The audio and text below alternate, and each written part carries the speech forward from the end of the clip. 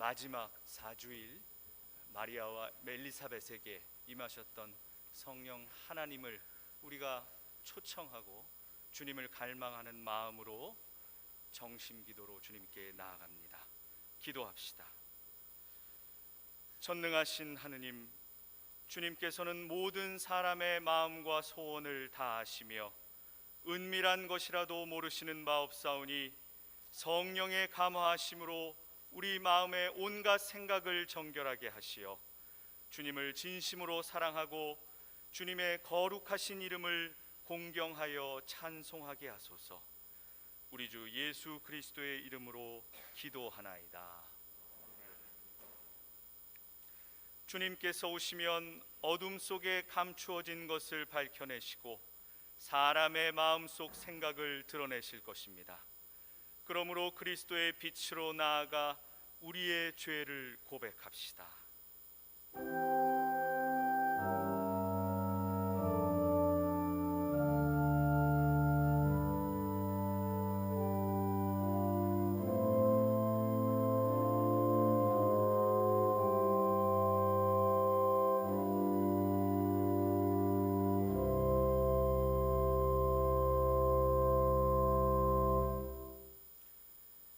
자비하신 하느님, 우리는 생각과 말과 행실로 주님과 이웃에게 죄를 지었으며 또한 자주 의무를 소홀히 하였나이다.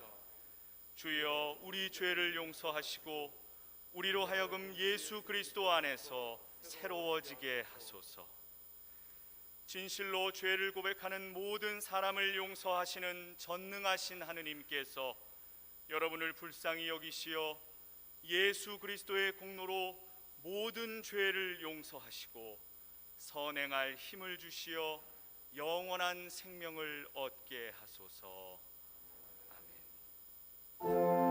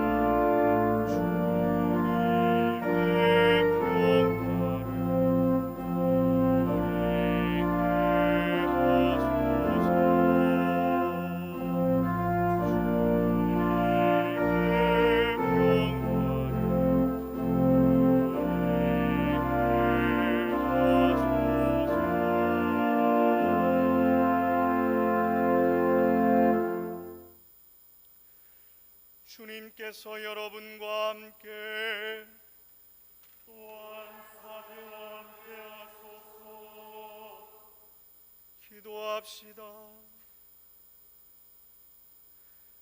은혜로우신 하느님, 성자께서는 이 땅에 오시어 은총으로 우리를 구원하시나이다. 비오니 우리로 하여금 주님의 성찬을 기다리며 그 복된 날을 맞이할 때 기쁨으로 놀라우신 구원의 은총을 찬양하게 하소서.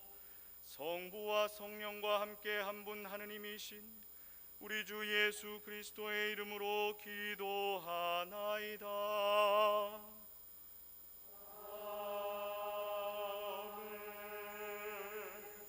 모두 자리에 앉으셔서 성서 말씀 경청하십니다.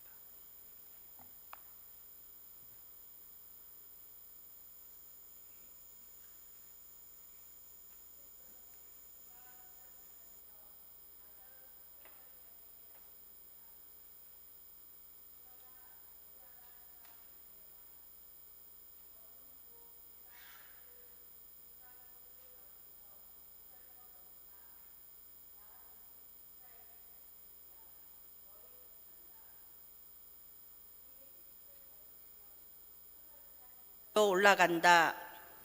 그 여인이 아이를 낳기까지 야훼께서는 이스라엘을 내버려 두시리라. 그런 다음 남은 결례들이 이스라엘 자손들에게 돌아오면 그가 백성의 목자로 나서리라. 야훼의 힘을 입고 그 하느님 야훼의 드높은 이름으로 목자 노릇을 하리니 그의 힘이 땅끝까지 미쳐 모두 그가 이룩한 평화를 누리며 살리라. 주님의 말씀입니다. 오늘의 시편은 시편 성가 15장에 있는 성모 마리아 순가를 교송하겠습니다. 영혼이 주님을 찬양하오며 내 마음이 나를 구원하신 하느님을 기뻐합니다. 주께서 여종의 미천함을 돌보셨으니 이제부터 온 백성이 나를 복되다 할 것입니다. 전능하신 분께서 내게 큰일을 행하셨으니 주님의 이름 거룩하십니다.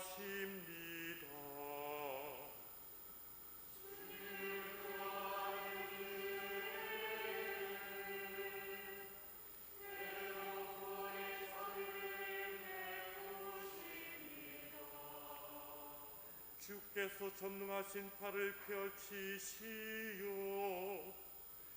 마음이 교만한 자들을 흩으셨습니다.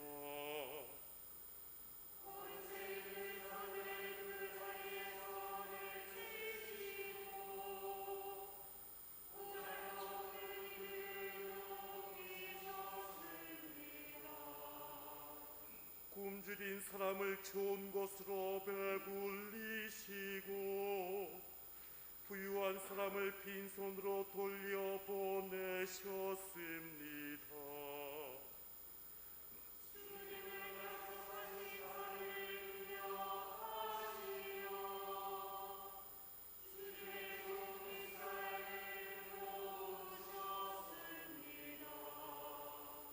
주께서 우리 조상들에게 약속하신 대로 아브라함과 그 후손에게 영원토록 자비를 베푸십니다.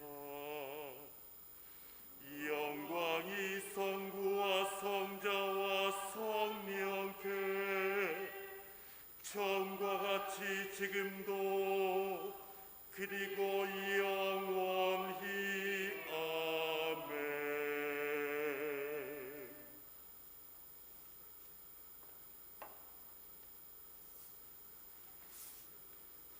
이 독서는 히브리인들에게 보낸 편지 10장 5절에서 10절까지의 말씀입니다. 그래서 그리스도께서 세상에 오셨을 때에 하나님께 이렇게 말씀하셨습니다. 당신은 율법의 희생제물과 봉헌물을 원하시지 않았습니다. 그래서 저를 참 제물로 받으시려고 인간이 되게 하셨습니다. 당신은 번제물과 속죄의 제물도 기뻐하지 않으셨습니다. 그래서 제가 말했습니다. 하나님, 저는 성서에 기록된 대로 당신의 뜻을 이루려고 왔습니다. 그리스도께서 처음에는 당신은 희생 제물과 봉헌물과 번제물과 속 제물을 원하시지도 기뻐하시지도 않으셨습니다. 하고 말씀하셨습니다. 이런 것들은 율법을 따라 바쳐지는 것인데도 그리스도께서는 이렇게 말씀하신 것입니다. 다음에는 하나님, 저는 당신의 뜻을 이루려고 왔습니다. 하고 말씀하셨습니다.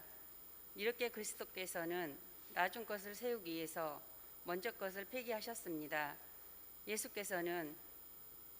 그리스도께서는 하나님의 뜻을 따라 단 한 번 몸을 바치셨고 그 때문에 우리는 거룩한 사람이 되었습니다. 주님의 말씀입니다.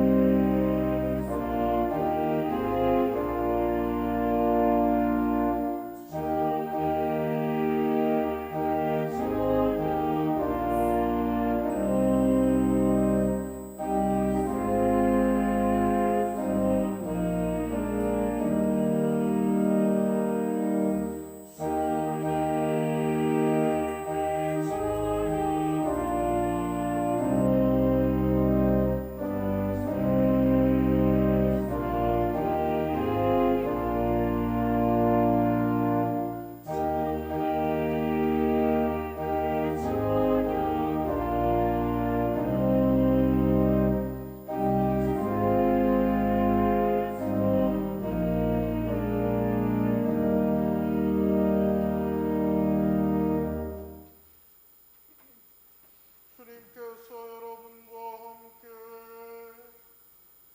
또한 사제와 함께하소서. 성루가가 전한 거룩한 복음입니다. 주님께 영광을 드립니다.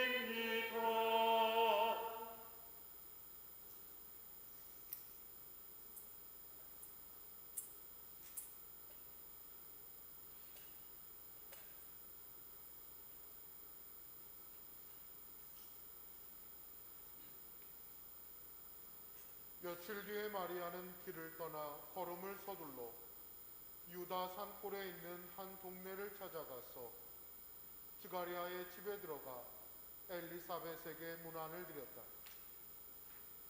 엘리사벳이 마리아의 문안을 받았을 때에 그의 뱃속에 든 아기가 뛰놀았다. 엘리사벳은 성령을 가득히 받아 큰 소리로 외쳤다. 모든 여자들 가운데 가장 복되시며 태중의 아드님 또한 복되십니다. 주님의 어머니께서 나를 찾아주시다니 어찌된 일입니까? 문안의 말씀이 내 귀를 울렸을 때에 내 태중의 아기도 기뻐하며 뛰놀았습니다. 주님께서 약속하신 말씀이 꼭 이루어지리라 믿으셨으니 정녕 복되십니다. 주님의 복음입니다. 그리스도를 찬미합니다.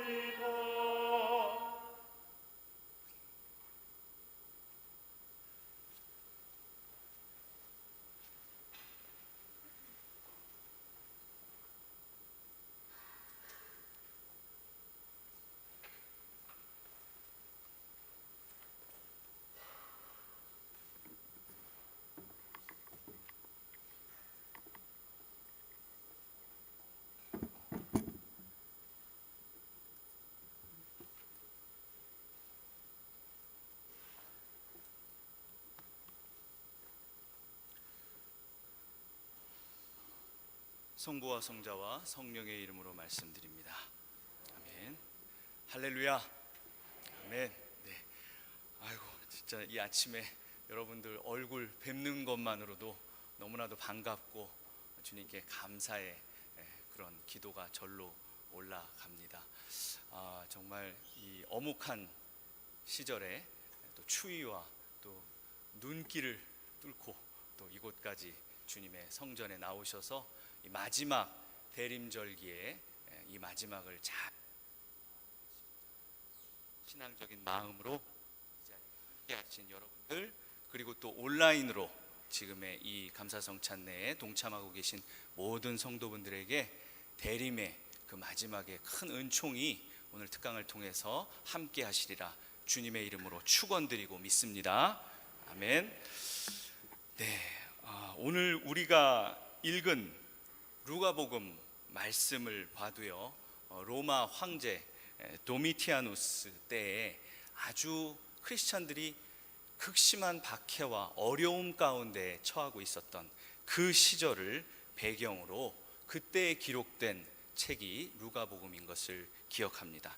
지금과 같은 이런 고난의 시대에 우리 성도들을 위로하시고 힘주시는 생명의 메시지로 우리 모두에게 들려지길 소원합니다.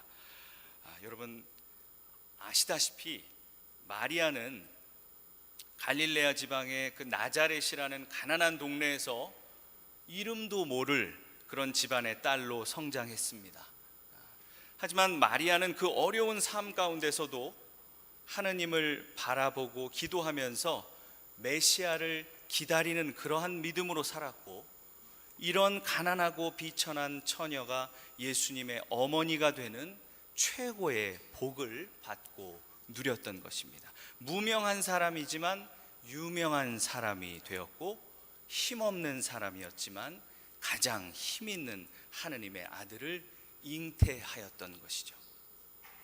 이렇게 모든 상황들이 참으로 반전과 역설로 가득한 그런 루가복음의 시각에서 오늘 본문에 등장하고 있는 두 여인 마리아와 엘리사벳의 그 만남을 우리가 살펴보면 몇 가지 비교점들을 발견할 수 있습니다. 먼저 엘리사벳은 사제 지가리아의 아내였다고 성서는 말씀하고 있습니다. 반면에 마리아는 앞서 말씀드린 것처럼 초라한 나자렛 마을에 거하였던 이름 모를 소녀였을 뿐입니다. 물론 이 둘은 친척 관계였다고는 합니다마는 그 출신 조건부터가 많은 차이가 있는 그러한 두 사람이었던 것이죠. 그리고 당시에 처했던 상황 자체가 너무나 극과 극이었습니다. 오늘 본문은 여러분 잘 아시다시피 마리아가 어떤 그 흥분된 마음으로 엘리사벳을 찾아가서 서로 만나서 대화하는 그 장면이죠. 내용은 참으로 아름답고 아주 꿈결처럼 그렇게 표현되고 있지만 상황 자체는 너무나도 달랐습니다. 두 여인이 아이를 잉태했지만 한쪽은 아이를 가진 것이 말 그대로 복이 되는 일이었고 오랜 시간 동안 기도하면서 기다렸죠. 다른 한쪽은 오히려 아이를 가진 것으로 인해서 징계를 당하고 생명을 잃을 수 있을 정도로 심각한 상황에 빠져 있었던 것입니다. 그렇기 때문에 우리 상식대로 생각을 해보면 예수님은 마리아가 아니라 어쩌면 엘리사벳에게 잉태되어 오시는 것이 훨씬 더 자연스럽습니다. 하느님 앞에서 의인으로 칭함을 받고 있는 사제 가문으로 오시면 예수님의 그 출생 성분, 그 정통성 이런 것 자체를 의심받을 필요조차 없는 것이죠. 예수님 어디 갈 때마다 항상 사람들이 색안경을 끼고 봤죠. 저렇게 새파랗게 젊은 청년이 뭘 안다고, 또는 그 나자렛에서 무슨 선한 것이 나오겠나, 이런 온갖 편견 속에서 그런 것들을 뚫고 나가시기에도 버거웠던 그러한 3년 반의 시간이었다고 생각을 합니다. 그런데 만약에 우리가 상상을 해보면요, 그 같은 혈족이었던 친척이었던 그것도 비슷한 시기에 태어났었던 엘리사벳의 태를 통해서 예수님이 탄생하셨다면 예수님이 메시아라는 그 증거가 유다인들에게는 아주 훨씬 더 설득력 있게 들릴 수 있었을 것입니다. 우리의 생각으로는 그렇다는 것이죠.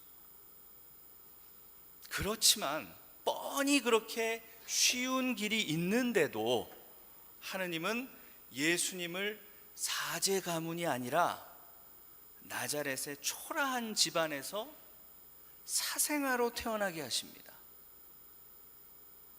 여러분, 아버지가 누구인지 알 수가 없으니까 사실 세상 사람들이 보기에는 충분히 그러한 뒷소리가 온 마을에 돌지 않았겠어요? 충분히 그러고도 남았을 겁니다. 예수님은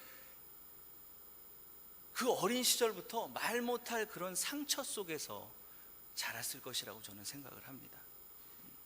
가만히 보면요, 어쩌면 이럴 수가 있을까 싶을 정도로 모든 정황이 어렵게 꼬일 대로 꼬여 있는 겁니다.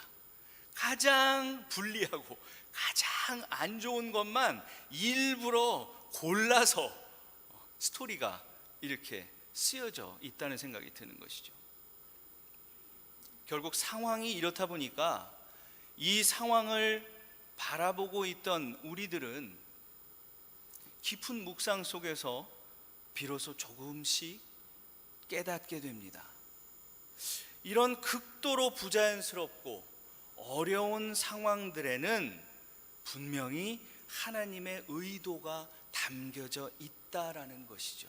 그렇지 않고서야 어떻게 이렇게 일부러 스토리를 만든 것처럼 이런 어려운 상황이 있을 수 있겠냐는 겁니다. 하나님께서 우리들에게 선명한 메시지를 주시려고 일부러 눈에 띄게 만들어 놓으신 각본의 일부라는 것을 우리가 서서히 느낄 수 있게 된다는 것입니다. 그리고 곧 우리는 이 모든 각본과 구조 속에 함의된 그분의 메시지를 발견하게 됩니다. 그것은 하느님이 이루시는 일은 인간적인 조건들과는 관계없이 성령의 능력으로만 이루어진다라는 생생한 교훈인 것입니다. 바로 그것을 더 극적으로 강조하시기 위해서 주님께서는 가장 불리한 조건으로 당신의 아들을 이 땅에 보내셨다는 것이죠. 여러분 잘 아시고 이 말씀 좋아하시는 분들 많이 계실 겁니다. 지가리야서 4장 6절에 이런 말씀이 있습니다. 힘으로 되지 아니하며 능력으로 되지 아니하고 오직 나의 영으로 되느니라. 아멘. 네. 이런 말씀처럼 바로 모든 일들은 치밀하게 야훼 하나님의 절대적인 통치 하에서 이루어지고 있다라는 증거를 우리에게 지금도 제시하고 계신 것입니다. 결코 우연이 없다는 것입니다. 결코 실수가 없다는 것입니다. 여러분, 혹 지금 이곳에 계신 분이나 방송으로 이 설교에 동참하고 계신 분들, 여러분의 삶 가운데 지금 길을 잃어버린 것 같은 느낌 속에 계신 분 계십니까? 어제 새벽에 내린 눈이 그 바닥에 도로의 표식들을 다 덮어버렸습니다. 새벽에 눈을 뜨니까 어디가 길인지 어디가 길이 아닌지 알 수가 없었습니다. 마치 그런 것처럼 나를 둘러싼 모든 상황들이 나를 압도하고 다 덮어버린 것 같아서 미래가 보이지 않는 분들이 계십니까?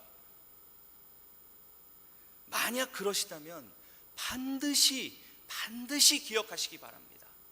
예수님이 다시 오신 것도 우리에게 큰 기쁜 복음, 기쁜 소식이지만 오늘 메시지를 통해서 우리에게 주시는 그 메시지를 반드시 기억하시기 바랍니다. 나를 둘러싼 상황이 기가 막히고 어려우면 어려울수록 오히려 그것은 하느님이 분명히 나에게 어떠한 의도를 가지고 계시다는 걸 보여주는 증거라는 것입니다.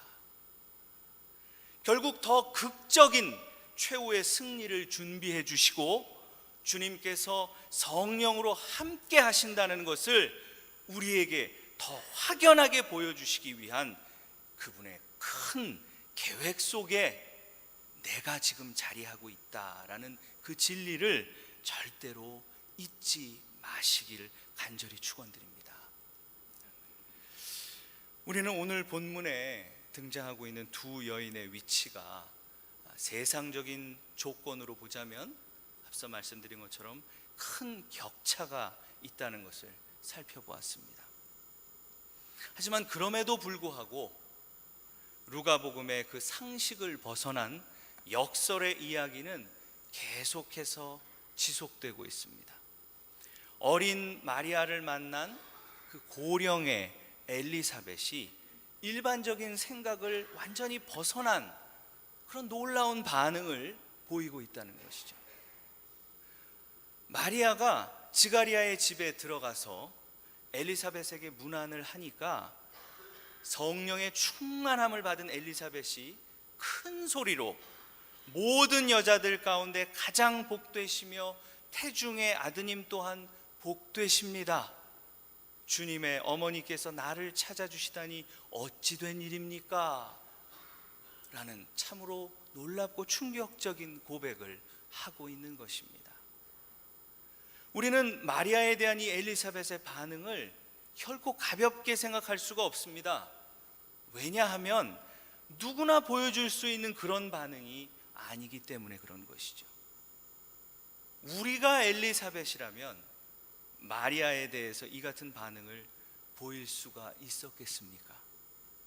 엘리사벳은 지난 오랜 세월 동안 아이가 없는 고통 가운데 살아오다가 어렵게 아이를 잉태하게 된 그러한 여인입니다. 그것도 그냥 얻게 된 것이 아니라 천사의 말을 듣고 잉태된 것입니다. 그 놀라움과 기쁨이 얼마나 컸을지 우리가 쉽게 짐작할 수 있습니다. 그런데도 불구하고 엘리사벳은 아이를 잉태한 자신의 그 흥분된 지금의 상태, 그 기쁨과 그 복에 대해서는 생각하지 않고 오히려 충분히 말거리가 될 수 있고 비방거리가 될 수 있는 마리아의 잉태를 기뻐하면서 자기 일처럼, 어떻게 보면 자기 일보다 더 기뻐하면서 마리아가 복이 있다고 그렇게 외치고 있는 것입니다. 게다가 사제 가문인 엘리사벳의 위치 생각해보면 시골의 어린 소녀였던 마리아가 잉태한 아이보다 당연히 자기 아이를 더 존귀하게 여기는 것이 당연합니다. 어머니의 마음이기도 하고요. 그런데도 엘리사벳은 마리아를 내 주의 어머니라고 부르면서 주님의 어머니가 내게 나오니 정말로 황송합니다라는 그러한 표현을 하고 있다는 것입니다. 즉 다시 말해서 엘리사벳은 마리아가 잉태한 아이가 진정으로 자신의 주인으로 오신 분임을 알았던 것입니다. 그러한 확신이 없었다면 도저히 나올 수가 없는 그러한 고백이었다는 것이죠. 이처럼 마리아에 대한 엘리사벳의 반응을 보면 우리는 엘리사벳이 세상에서의 자신의 위치나 어떠한 조건 같은 것들은 전혀 안중에도 없었다는 것을 알 수 있습니다. 적어도 그 순간은 그랬다는 것을 우리가 확신할 수 있습니다. 그 어떤 조건도 보지 않고서 마리아에게 잉태된 그 아이만을 응시하고 있었던 것입니다. 여러분, 바로 이것이 엘리사벳의 성령 충만인 것입니다. 이처럼 성령 충만의 상태는 내가 아닌 주님을 바라보는 것입니다. 주님만이 관심의 대상이고 주님만으로 인해서 기뻐할 수 있는 것입니다. 여러분, 이렇게 우리가 나의 시각을 버리고 내 안에 잉태된 그 아이, 그 주님만을 바라보려면 먼저 내 자신의 뜻과 계획을 내려놓을 수 있어야 합니다. 그런데 이 세상은 심지어는 어떤 경우에는 우리의 교회 안으로도 그런 모습을 발견할 때가 있습니다. 자기 속에 주님만이 있는, 주님밖에 없는 이런 사람들을 세상은 쉽게 조롱하는 경우가 많습니다. 심지어 무언가 모자라거나 어딘가에 좀 치우친 사람으로 매도하는 경우도 있습니다. 여러분, 그렇지만 기억하시기 바랍니다. 성서가 증언하고 있는 하느님의 사람들은 모두 다 하나같이 세상의 기준으로는 어딘가 좀 모자라 보이는 사람들이었습니다. 모든 것을 균형 잡히게 갖춘 그런 인물들이 아니었다는 것입니다. 내 속에 내가 너무도 많다라는 어느 찬양의 가사처럼 내 속에 나의 계획, 나의 생각, 내 바람, 모든 것들을 완벽하게 다 신경 쓰는 그러한 생각들이 너무나 많아서 하느님의 은혜와 능력이 머물 공간이 정작 혹시 없지는 않으십니까? 너의 빈 손을 나에게 다오라는 시의 일부를 여러분께 소개하고 싶습니다. 주님은 내가 그토록 귀중하게 여기던 것들을 하나씩 하나씩 거두어 가셨습니다. 눈부시게 아름답던 나의 보물들을 모두 잃어버린 후 나의 손은 텅 비고 말았습니다. 너의 빈 손을 나에게 다오. 이처럼 사랑스러운 주님의 음성을 듣기 전까지 나는 더러운 옷을 걸치고 가난과 눈물 속에서 방황하였습니다. 그러나 이제서야 나의 마음은 깨달음의 눈을 뜹니다. 주님을 향하여 나의 빈 손을 내밀었을 때 그분은 신비롭고 아름다운 당신의 보물들로 더 이상 감당할 수 없을 때까지 넘치도록 채워주셨습니다. 여러분, 그렇습니다. 이제는 우리의 준비된 빈 손을 주님께 내어드릴 수 있는 저와 여러분이 되시길 이 시간 소망합니다. 가난과 질병으로 비어있는 손이 있을 수 있습니다. 실패와 좌절과 부끄러움으로 비어있는 손이 있을 수 있습니다. 부족하지만 겨자씨와 같은 믿음의 빈 손이 있을 수 있습니다. 그 손을 주님께 내밉시다.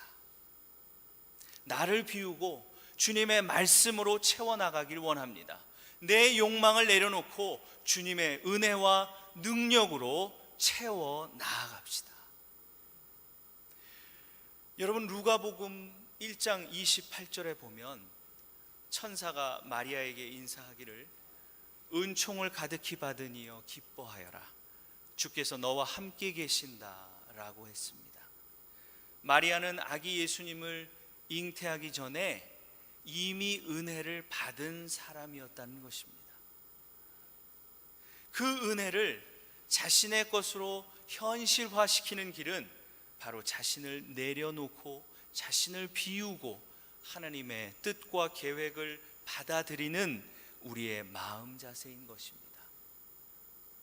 교우 여러분, 여러분은 이미 하나님의 은혜를 받은 분들입니다. 그리고 하나님의 은혜를 누리는 비결이 바로 여기에 있는 것입니다. 우리 자신의 욕망을 내려놓는 것입니다. 우리 자신을 비우는 것입니다. 비울 때에 그 빈손에 하나님의 풍성한 은혜가 채워질 것입니다. 제가 오늘 이른 아침에 교회 계단에 쌓인 눈을 치우다가 불현듯이 강원도 원주에서 군 복무 중에 많이 했었던 그 제설 작업이 머릿속에 떠올랐습니다. 그러면서 2년 6개월 동안의 그 군 복무 기간을 생각하게 됐는데요. 지금 다시 회상해 보면 솔직히 군인으로서 훈련을 받거나 또 그 보초 근무를 섰던 그런 기억보다는 솔직히 말씀드려서 당시 군 부대 안에 있었던 군인 교회 내에서의 추억들이 훨씬 더 많이 떠오르는 것 같습니다. 토요일 밤부터 주일 새벽까지 추운 그 영하의 칼바람을 맞으면서 보초 근무를 다 마치고 나서도 바로 잠자리 들지 않고 바로 주일 예배에 참석하려고 교회에 나오는 그런 장병들이 있었던 그러한 군교회였습니다.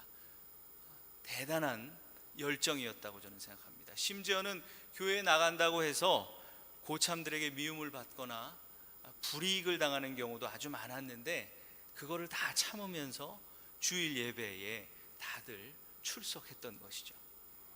그러다 보니까 자연스럽게 여러 교파 출신의 신앙의 열정이 강했던 그 장병들이 함께 모여서 같이 교제하고 친해지게 됐고, 누가 시키지도 않았는데 교회의 여러 파트들을 섬기기 시작했습니다.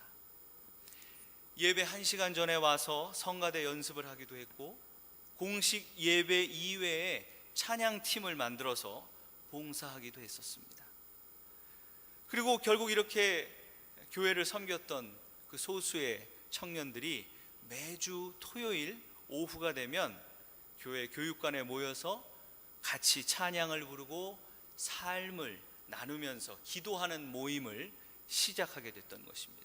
미팅 지저스라고 그렇게 이름을 붙이고 거창하게 시작을 했습니다마는, 그때 모였던 친구들 서너 명이 전부였습니다.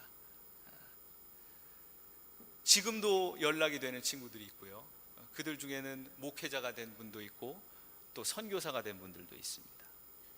그 모임은 이랬습니다. 시작하는 시간은 정해져 있었지만 끝나는 시간은 정해져 있지 않은 모임이었습니다.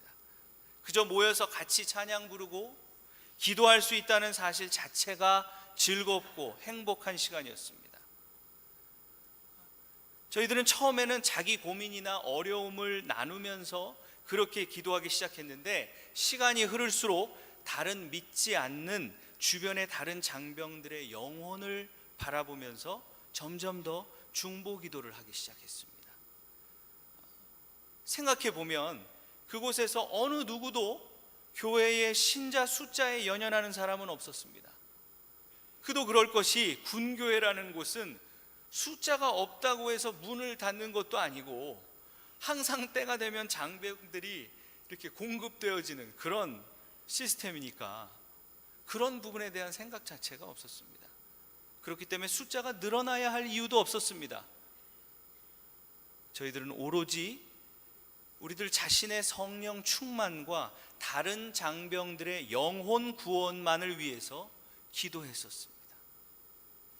처음에 이 모임을 시작했던 멤버는 제가 말씀드린 것처럼 저를 포함해서 서너 명이었습니다. 그런데 그렇게 모임을 시작한 지 한 수개월이 지난 어느 토요일을 저는 결코 잊을 수가 없습니다.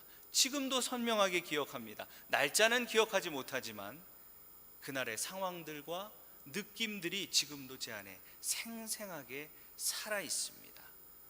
그 토요일에 큰 변화가 일어난 것이었습니다. 사실 토요 모임을 시작하고 나서 그때까지 저희 모임에는 달라진 것이 전혀 없었습니다. 멤버가 바뀐 적도 없었고, 장소가 바뀐 것도 아니고, 사용하는 악기가 새로워진 것도 아니고, 특별한 기도 제목이 있거나 특별한 설교가 있었던 것도 아니었습니다. 아까 말씀드린 것처럼 그저 모여서 각자 고민을 나누고 예배 드리는 것이 전부였습니다. 그런데 그날 그 토요일은 무언가가 분명히 달랐습니다. 아니, 모든 게 다 달라져 있었습니다. 저만 그렇게 느낀 것이 아니고 그 자리에 있었던 모두가 그렇게 느꼈습니다. 그날은 마치 성경 사도행전 2장에 나오는 오순절 날과 같았습니다. 주님이 오신 것이었습니다. 우리는 그렇게밖에 설명할 수가 없었습니다. 다른 아무런 이유가 없었습니다. 평범한 찬양을 부르고 기도를 하다가 갑자기 한두 사람씩 엎드려서 울기 시작했습니다. 가슴을 치면서 회개의 기도를 토해내기 시작한 것입니다. 다른 사람의 구원을 위해서 눈물을 흘리면서 안타까움의 기도를 하기도 했습니다. 모두가 가슴이 뜨거워져서 하느님을 찬양하고 또 찬양했었습니다. 그리고 그날은 일시적인 감정의 흥분의 그런 사건이 아니었습니다. 제가 몸담고 있었던 그 원주 기지교회 신우회의 새로운 출발점이 된 날이었습니다. 그날 성령 하나님께서는 우리에게 오셔서 우리 마음속에 주님의 꿈이 잉태되게 하셨던 것입니다. 그때 성령께서 잉태하게 하신 주님의 꿈, 그것은 제일 먼저 우리 자신의 변화였습니다. 우리가 성령으로 거듭나고 우리가 충만해져서 예수님을 닮은 사람이 되는 것, 그것뿐이었습니다. 그 외에 다른 간구가 없었습니다. 우리의 마음은 이미 회개를 통해서 비워지기 시작했던 것입니다. 여러분, 그런데 놀라운 일이 벌어지기 시작했습니다. 그 어느 누구도 기대하지 않았던 일이 벌어지기 시작했습니다. 그날이 지난 후부터 새로운 청년 장병들이 그 모임에 나오기 시작한 것입니다. 그야말로 성서 말씀처럼 주님께서 구원받는 자들의 수를 늘려주시기 시작했던 것입니다. 어느 누구도 나오라고 한 사람이 없습니다. 그런데 한 사람, 두 사람이 보이기 시작하더니 점점 늘어나기 시작했습니다. 그 늘어나는 이유를 알 수가 없었습니다. 그러더니 3-4명으로 시작했던 그 모임이 한 6개월쯤 후에 제가 군에서 전역할 무렵에는 매주 토요일마다 30-40명이 모이는 모임으로 성장해 있었습니다. 숫자가 중요한 것이 아닙니다. 그 안에 우리가 노력하지 않았는데 주님께서 보내셨다는 것에 포인트가 있습니다. 또 당시에 저희들은 서로 시간을 정해서 릴레이로 군 장병들의 영혼 구원과 군대 내의 변화를 위해서 중보 기도를 시작했습니다. 기도를 안 하고서는 견딜 수가 없는 마음들이, 여러분, 군대를 경험하신 모든 남성분들은 지금 제가 말씀드리는 이 이야기가 정말 말도 안 되는 이야기처럼 들리실 겁니다. 남자들이 원래 제대하고 나면 자기 그 부대를 향해서는 그것도 안 한다라고 얘기할 정도로 군대에 대해서는 사람들이 좋은 추억을 가진 것이 별로 없습니다. 그런데 저는 제대하는 날 그 군대를 정문을 나서면서 눈물을 흘렸습니다. 여러분, 그게 믿어지십니까? 제정신이 아닌 거죠. 쾌제를 부르고 기뻐 뛰어야 될 사람이 그 부대를 바라보면서 눈물을 흘렸습니다. 그 변화에 대해서 제가 말씀드리는 겁니다. 장병들이 중보 기도를 하기 시작했는데 매일 24시간을 서로 조금씩 나누어서 기도하기로 했습니다. 낮 시간에는 일반 병사들이 맡아서 기도를 하고, 밤 시간에는 저와 같은 헌병들, 새벽 시간에 보초수는 그러한 근무를 하는 헌병들이 책임을 맡아서 각자 어떤 사람은 1시간씩, 어떤 사람은 10분씩, 5분씩 시간표를 짜고 자기가 헌신하기 시작했습니다. 그것도 시작할 때는 5-6명이 시작했던 것이 전부였습니다. 그런데 6개월쯤 후에는 일반 사병뿐만이 아니라 그 부대에 있는 장교분들의 민간인 가족들까지, 그 가족들까지 합세해서 70-80여 명의 그야말로 교회 전원이 함께 기도하는 큰 기도 운동이 되는 것을 경험했습니다. 그래서 제가 있었던 공군 원주 기지, 그 기지에는 그야말로 365일 24시간 동안 기도가 끊어지지 않는 기도 체인이 만들어지는 놀라운 기적과 같은 사건이 일어난 것입니다. 거의 빈 시간이 없이 꽉 찼어요. 저는 전역을 하고도 수년 동안 그 중보기도 팀을 위해서 기도했습니다.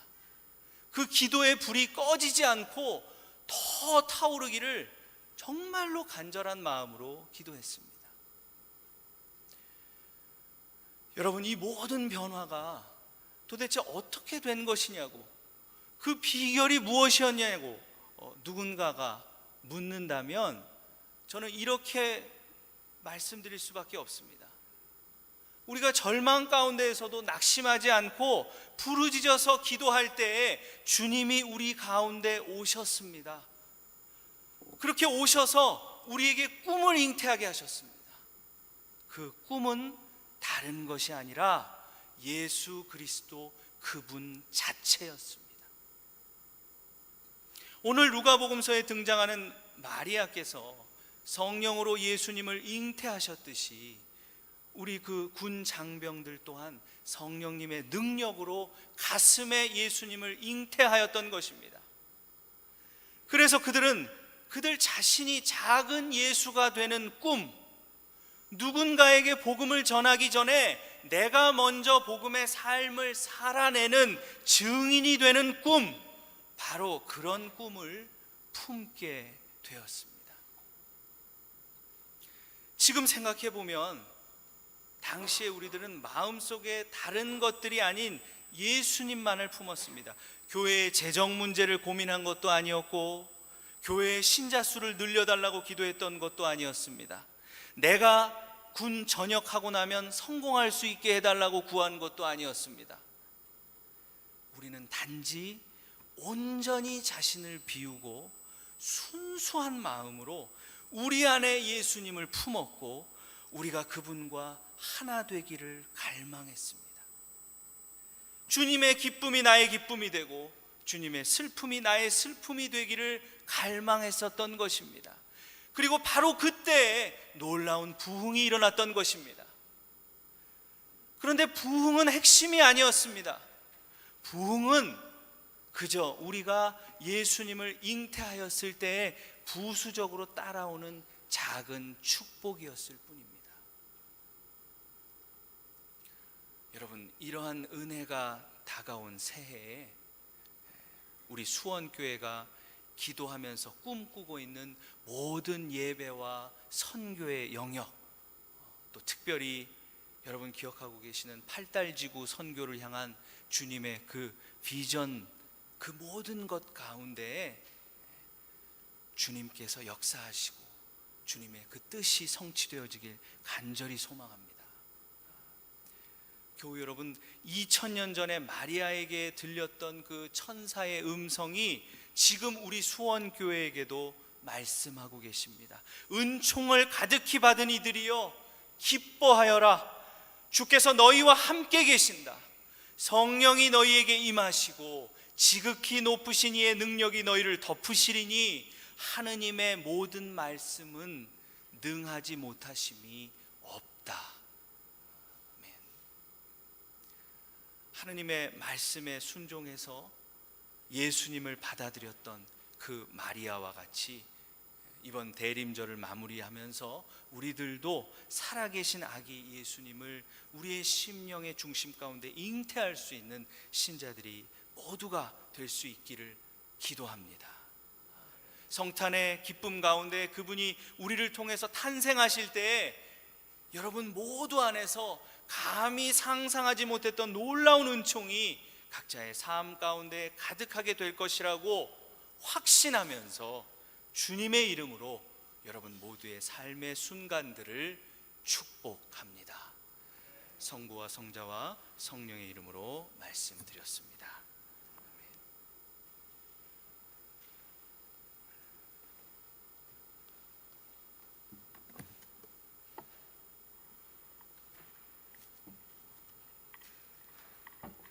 니케아 신경으로 우리의 신앙을 함께 고백합시다. 우리는 믿나이다. 한 분이시며 전능하신 하느님 아버지, 하늘과 땅과 유형무형한 만물의 창조주를 믿나이다.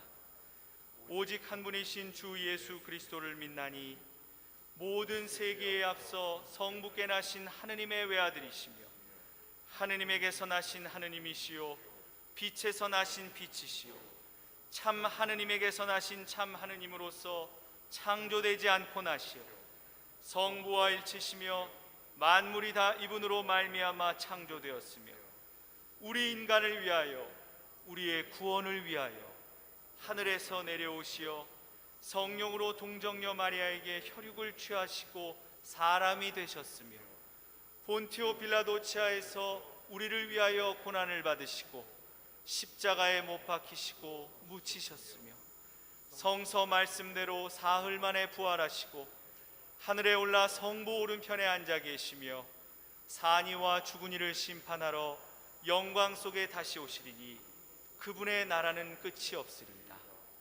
주님이시며 생명을 주시는 성령을 믿나니 성령은 성부와 성자로부터 나오시며 성부와 성자로 더불어 같은 경배와 영광을 받으시며 예언자들을 통하여 말씀하셨나이다.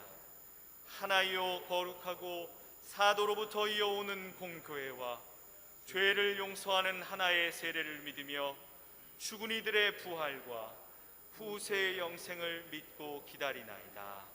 아멘.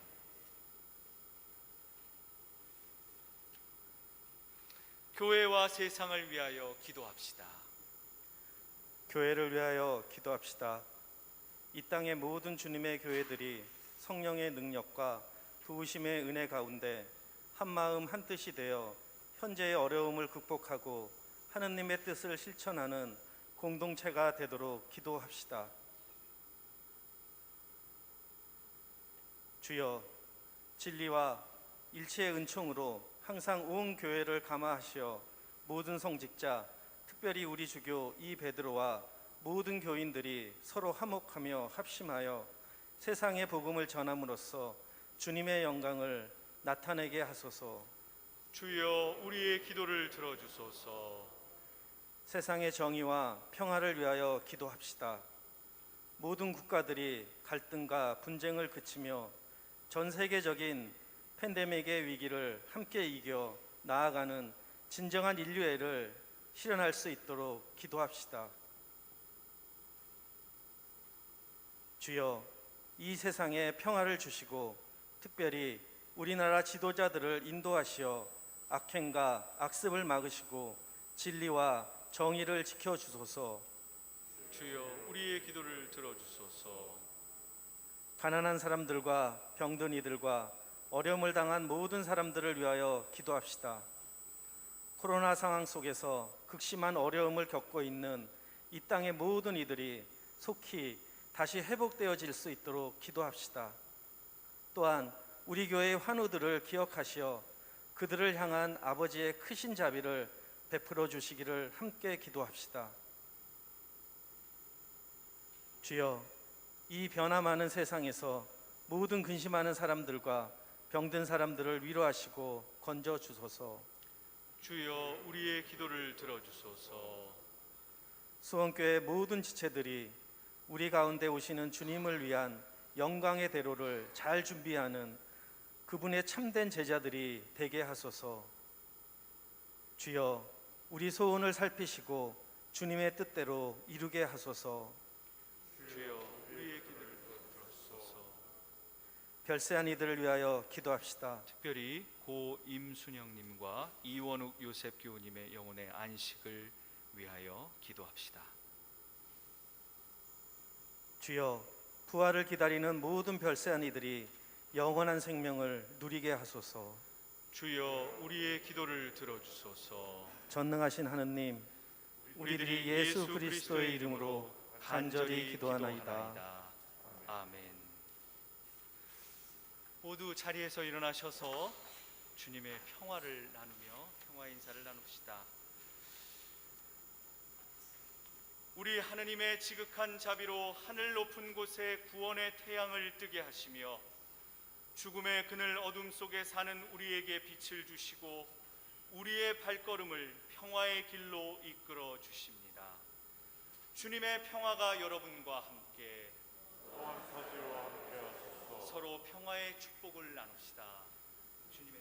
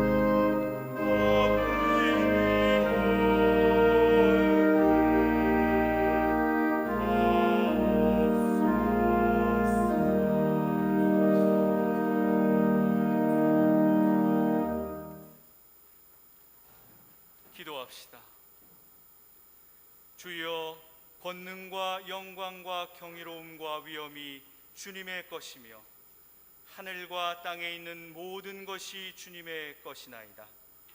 우리가 주님께 받은 것을 다시 주님께 드리오니 받아 주소서.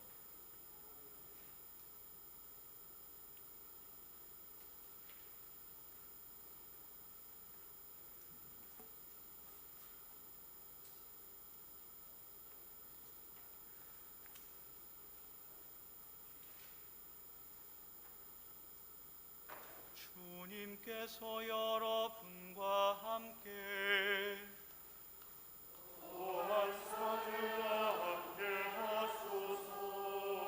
마음을 드높이 주님께 올립니다. 우리 주 하느님께 감사합시다. 마땅하고 옳은 일입니다. 전능하신 하느님, 우리 주 예수 그리스도를 통하여 아버지께 언제 어디서나 감사와 찬양을 드림은 참으로 옳은 일이며 우리의 기쁨입니다.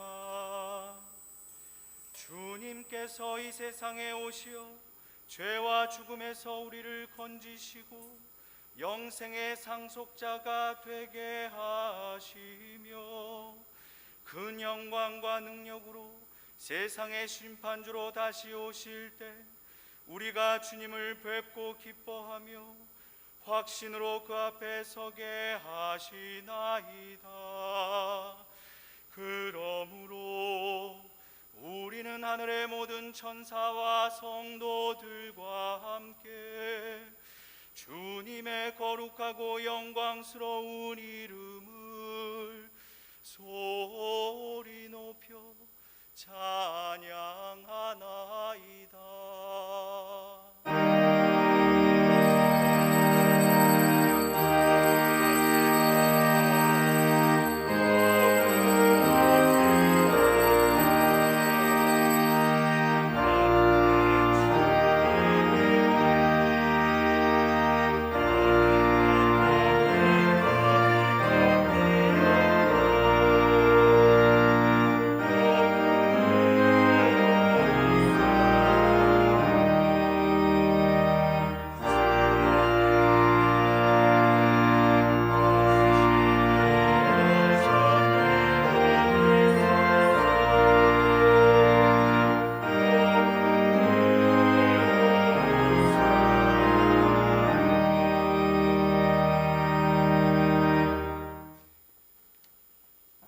사랑이신 하느님, 주님께서는 말씀으로 이 세상을 창조하셨으며 모든 피조물을 사랑하심으로 외아들 예수 그리스도를 이 땅에 보내시고 십자가의 죽음과 부활로서 구원의 길을 열어주셨나이다.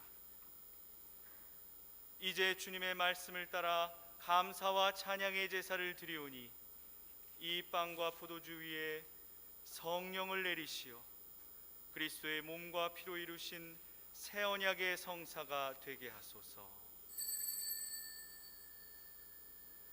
그리스도께서는 잡히시던 날 밤에 빵을 들어 찬양과 감사의 기도를 드리신 다음 빵을 떼시고 제자들에게 나누어 주시며 말씀하셨나이다.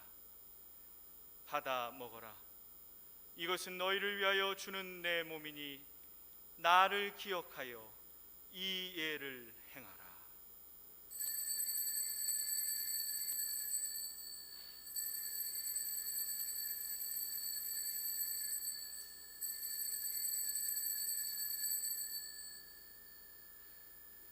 식후에 잔을 드시고 감사의 기도를 드리신 다음 그들에게 주시며 말씀하셨나이다.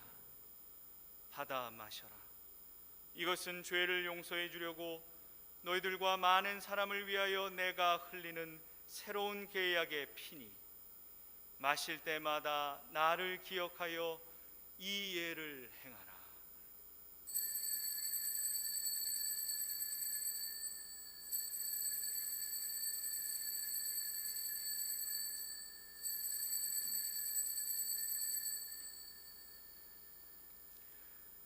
그러므로 우리는 이 생명의 빵과 구원의 잔을 주님 앞에 드리며 십자가 위에 단 한 번 바쳐진 예수 그리스도의 희생을 기억하고 영광 속에 다시 오실 때까지 그리스도의 죽음과 부활을 선포하나이다.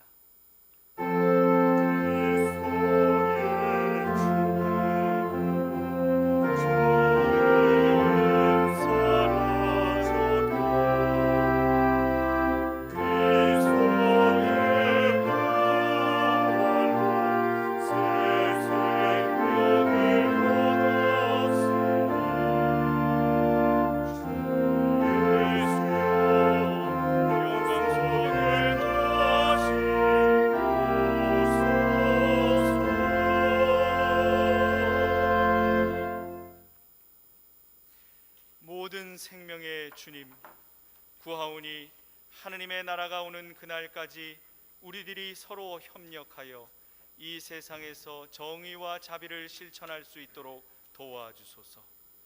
또한 주님의 백성을 은혜로이 돌아보시고 하느님 사랑의 품으로 모아주시어 모든 성인들, 특별히 성 스테반과 함께 하늘의 영원한 잔치에 참여하게 하소서.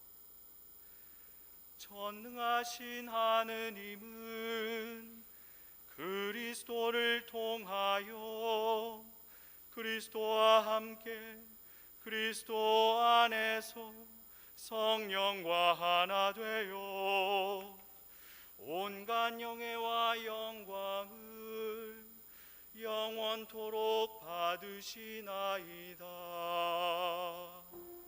아멘. 우리 구세주 그리스도께서 가르치신 대로 기도합시다.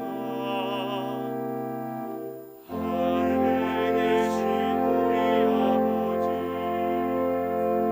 온 세상이 아버지로 하는 입으로 받게 하시며 아버지의 나라가 오게 하시며 아버지의 뜻이 하늘에서와 같이 땅에서도 이루어지게 하소서. 오늘 우리에게 필요한 양식을 주시고 우리가 우리에게 잘못한 일을 용서하듯이 우리의 잘못을 용서하시고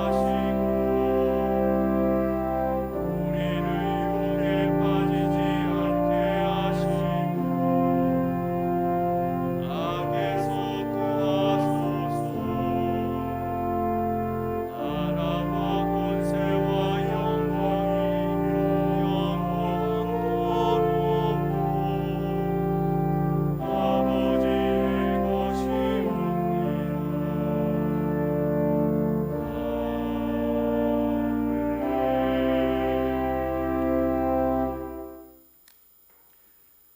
우리는 이 빵을 떼어 주님의 성체를 나눕니다. 우리는 서로 한 빵을 나누며 한 몸을 이룹니다. 하느님의 어린 양, 세상을 죄 없으신 주여, 우리를 계속하여 내소서.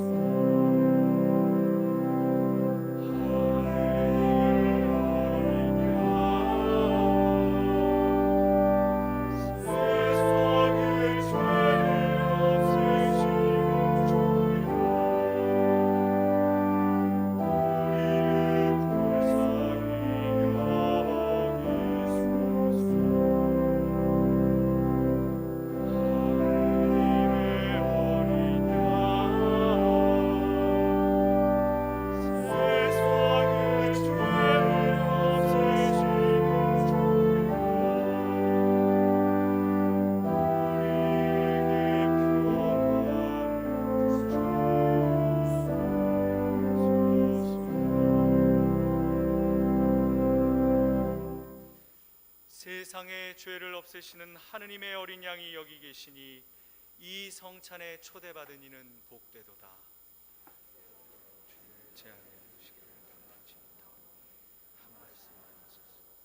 제 안에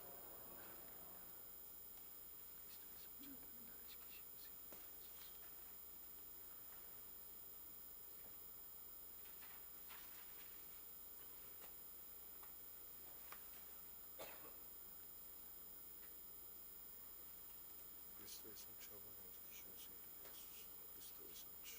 아멘.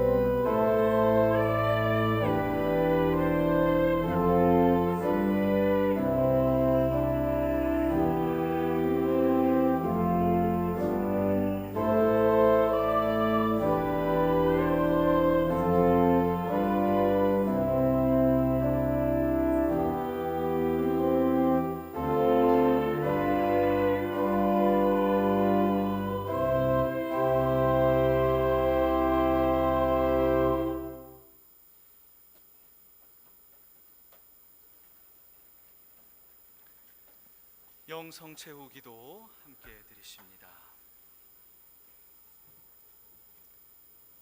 기도합시다. 전능하신 하느님, 우리가 이 성찬으로 주님의 자비하신 은총을 받았나이다.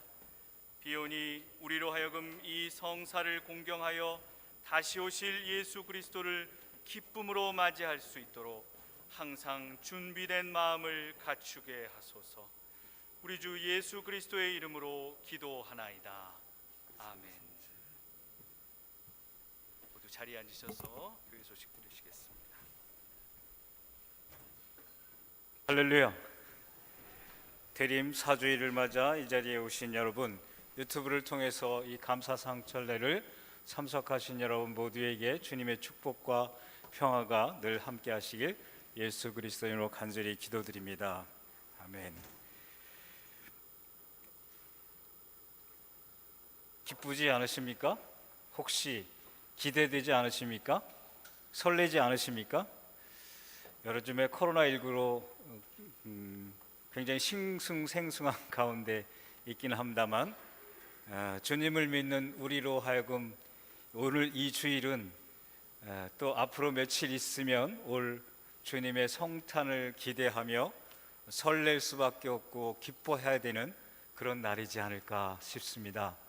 해서 주님의 탄생은 곧 우리의 새로 거듭남이라고 저는 알고 있습니다. 그래서 주변 분들에게 이렇게 그런 기대와 기쁨을 가지시면서 희망을 가지시면서 한 말씀 하시죠. 어머니가 아들에게 또 아들이 어머니에게 또 주변 분들에게 성탄하세요 이렇게 한 말씀 해주시겠어요? 앞으로 주님의 성탄을 바라면서 성탄하세요, 성탄하십시오. 주님을 우리 안에 모시고 사는 믿음의 자녀들로서는 주님의 성탄이 곧 우리의 성탄임을 고백하는 그런 기대와 희망을 가지며 준비하였으면 좋겠습니다. 해서 교회에서는 성탄절 관련해서 전례를 거기 안내해 드렸습니다. 12월 24일에는 성탄밤, 그전처럼 우리가 노엘의 밤 형식으로 많은 분들이 또는 개인적으로 가족들이 기도하고 찬양하는 그런 시간을 갖지 못할 것 같습니다. 해서 교회에서 스테파노 성가대 또 케노시스 찬양팀 더불어 그라티아 청년회가 함께 하는 준비하는 형식으로 진행하도록 하겠습니다. 물론 코로나19의 정부 방침에 준하고 거기에 가능하면 위배됨이 없이 그리고 안전하게 진행할 수 있도록 준비하도록 하겠습니다. 해서 그날 8시에 이곳에서 성탄 저녁 기도가 진행이 되고요. 성탄 축하 행사 더불어 진행이 됩니다. 10시에 이곳에서 성탄 밤 감사 성찬례가 있음을 기억해 주시고요. 그 다음 성탄일에는 9시와 10시 30분 두 번에 걸쳐서 감사 성찬례가 있음을 기억해 주시고 선택하셔서 참여하시면 좋을 것 같습니다. 오늘 특별히 수원교회 신자사역자 모임이 10분의 제 신청하신 제 임명식과 관련된 모임과 관련된 사역과 관련돼서 진행함을 기억하시고 교회 사무실에 감사 성찬례가 끝나면 모여주시면 감사하겠습니다. 다른 많은 분들은 사역을 위해서 이분들이 사역할 수 있도록 기도해 주시면 감사하겠습니다. 신부들께서 성탄 엽서, 우리 교회의 아름다운 모습이 담겨진 성탄 엽서를 준비해 놓으셨습니다. 그 성탄 엽서는 여러분들의 가정에 하나씩 이렇게 가져가시는 것도 필요하시겠지만 또한 여기 나와 있는 것처럼 장기 미출석 중이거나 냉담 중이신 교우들에게 성탄 엽서를 이번 기회를 통해서 하나씩 보내주시는 형태가 됐으면 좋겠다 하는 마음을 담아서 그런 성탄 엽서 쓰기 운동을 진행하고 있사오니 여러분들 가져가셔서 꼭 엽서 작성해 주시고 보내주시면 대단히 감사하겠습니다. 미리암 어머니가 떡국떡 판매함을 기억해 주시고 다음 주에 많이 구매해 주시면 감사하겠습니다. 기부금 영수증 안내해 드린 대로 우리 정유진 누시아 자매에게 신청해 주시면 사무실에서 준비해 놓도록 하겠습니다. 인간적인 측면에서는 아쉽고 안타까운 일이지만 주님의 입장에서 보면 또 주님의 자녀된 입장에서 보면 영원한 안식을 두 분께서 잘 취하고 계실 거라고 보고요. 이재갑 이삭 교우님의 모친이신 고 임순영 어머님, 그리고 이원욱 요셉, 이지수 앵리스 이주사, 이수자 모니카 이일상 우리 자녀의 아버님 되시죠. 그분들의 영원한 안식을 위해서 우리가 늘 그래왔듯이 잠시 우리가 묵상으로 그분들의 영원한 안식을 위해 기도할까요?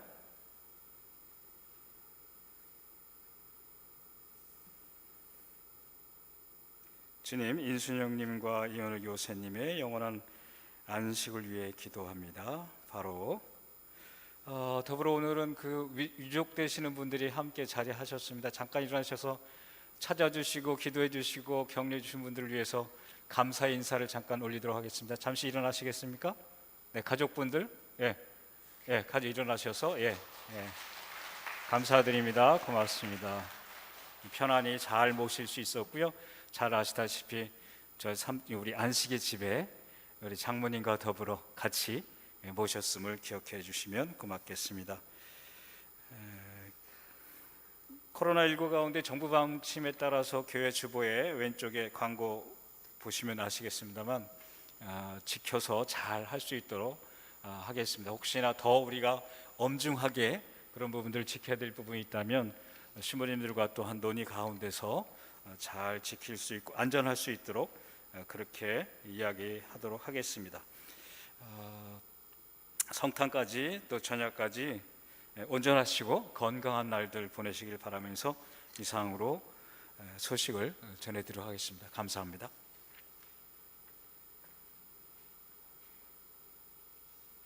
모두 자리에서 일어나셔서 축복 기도와 파송 함께 하십니다. 주님께서 여러분과 함께 또한 사지와 함께 하소서. 의로움에 비치신 그리스도께서 교우들을 비추시어 여러분의 앞길에 어둠을 몰아내시고 전능하신 하느님 성부와 성자와 성령은 여러분에게 강복하소서.